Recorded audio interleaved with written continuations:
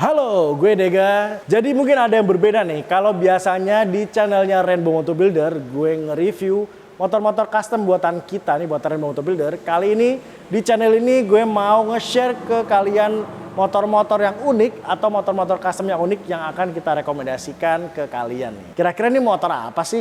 Nanti kita akan bahas satu-satu. Dan motor ini kayaknya akan mengancam motor-motor mini kita nih. Bisa jadi motor-motor mini kita nggak laku gara-gara ada motor ini. Dan yang terpenting kalian harus subscribe dulu YouTube channel gue nih, Adega Angga. Dan juga kalian subscribe juga Rainbow Moto Builder dan juga Instagram gue Adega Angga. Karena gue akan share motor-motor yang keren-keren. Jadi ikutin terus video gue. Oke, jadi di sebelah gue ini adalah motor yang begitu launching gue langsung jatuh hati nih. Jadi inilah CF Moto Papio X01. I wanna be the greatest. Everybody on the fake shit. I look around and feel like everybody is the fakest. I make this every day and I'm impatient, hoping one day I blow up from the basement. Statement, the top is so vacant. I don't hear shit that I think is amazing. Waiting. Jadi ini adalah motor CF Moto Papio X01 nih. Jadi dari bentuknya aja ini udah unik banget.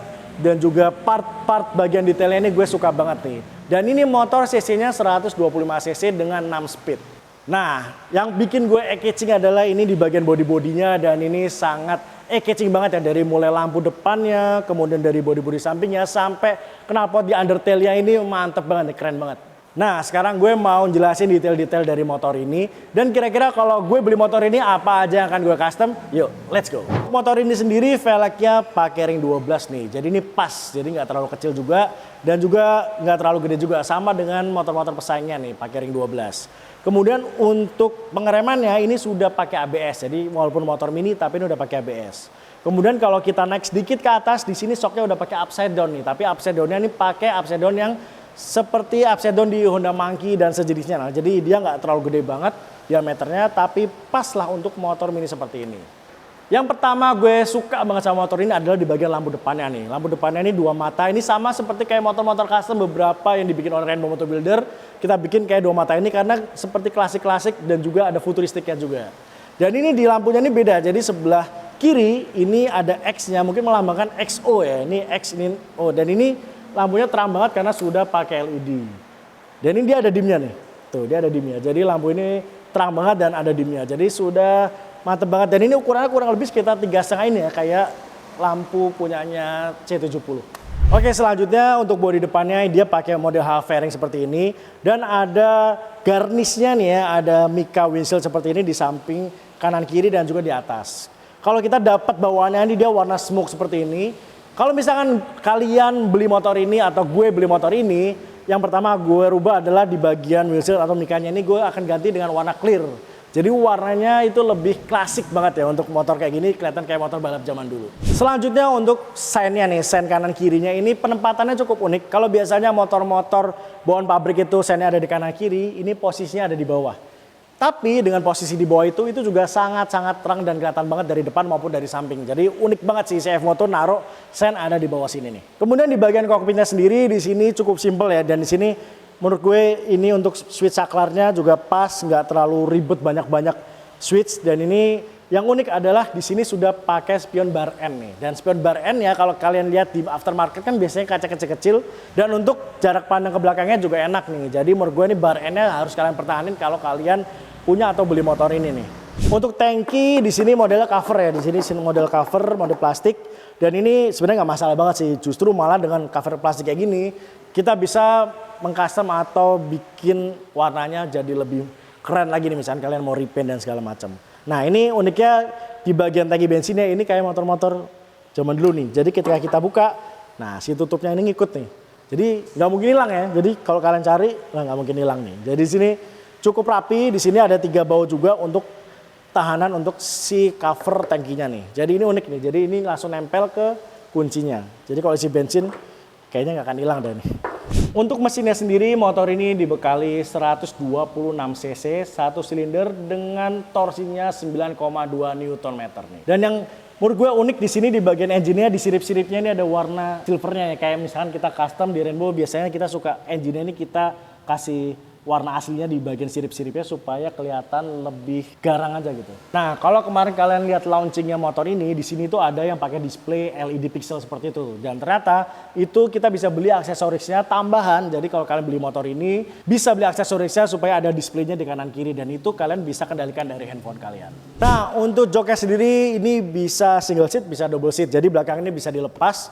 Dan menurut gue ini pas banget ya, jadi kadang motor mini gini rata-rata kita ini sendiri pakainya kan. Cuman kalau kalian mau boncengan juga bisa dan di sini sudah ada footstepnya juga. Motor ini udah monoshock nih dan juga yang buat gue senang banget di sini untuk knalpotnya udah undertail seperti ini. Jadi kesannya kayak motor-motor moge kali ya, ala-ala Ducati gitu. Cuman ini pas banget dan suaranya juga halus banget nih. Nah kalau gue misalkan punya motor ini atau kalian beli motor ini, gue sih pengen banget bagian arm belakang ini gue ganti pakai mono arm. Jadi kayaknya lebih pas banget kalau misalnya ini pakai mono arm jadi kelihatan lebih gagah.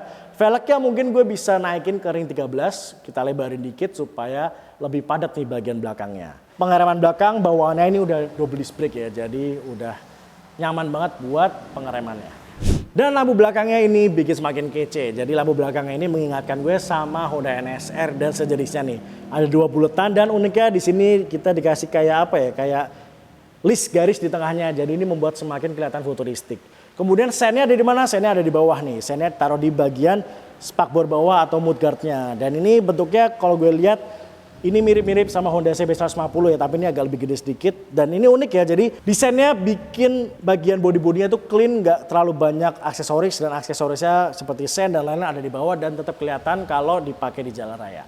Oke, jadi sekarang gue mau jelasin posisi ridingnya. Jadi tinggi gue 170 cm. Dan posisi riding motor ini kalau kalian bayangin kayak naik motor cafe racer. Posisinya agak nunduk ke bawah. Cuman karena posisi kakinya nggak terlalu jinjit, jadi ini nggak bikin tambah pegel ya. Tapi kalau misalkan kalian tingginya mungkin sekitar 165, 168, ini kayaknya pas banget ya motor ini. Jujur gue 170 cm memang agak nunduk banget ya ke depan. Dan ini kalau gue cobain di jalan, kemarin gue udah cobain, ini posisinya memang persis banget kayak kita naik cafe racer.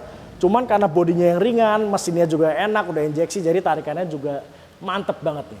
Terus juga walaupun ini pakai hal fairing, sudut beloknya ini sangat jauh ya, enak banget nih. Jadi ketika buat manuver enak banget. Dan ini posisinya di bagian depan kayak di windshield ini ada cekungannya seperti ini. Ini sebenarnya jaraknya masih agak jauh nih. Sebenarnya kita mungkin bisa pakai aksesoris master rem yang agak lebih gede. Sehingga ini bisa masih ada space di sini nih gitu. Oke, sekarang gue mau nyobain suaranya kayak gimana ya. Suara halus ya, karena cuma 125 cc dan menurut gue ini pas untuk motor mini kayak gini. Kita kan nggak mau ngebut-ngebut banget ya. Kita dengerin geberan suaranya nih.